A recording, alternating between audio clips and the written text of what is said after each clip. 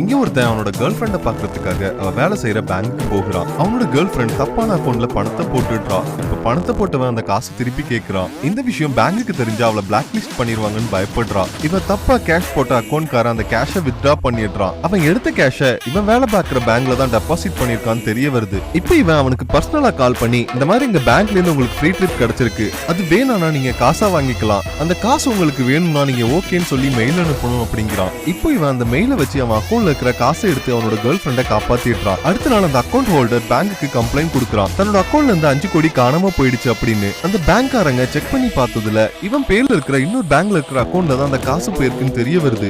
அந்த அக்கௌண்ட்ல அந்த 5 கோடி இப்ப பிரிஞ்சு நிறைய அக்கௌண்ட்டுக்கு போயிடுது. அந்த 5 கோடி ஒரு பெரிய டானோட காசு. இப்ப இவன் தான் அந்த பணத்தை திருடுனான்னு நினைச்ச அந்த டான் இவனுக்கு 4 நாள் டைம் கொடுக்குறான். அதுக்குள்ள அந்த பணத்தை திருப்பி தரலைன்னா அவனை கொலை பண்ணிடுவேன் அப்படின்னு சொல்லி மிரட்டுறான். இதுக்கப்புறம் என்ன நடந்துச்சு நீங்க தெரிஞ்சுக்கணும்னு அந்த சேனலை சப்ஸ்கிரைப் பண்ணுங்க.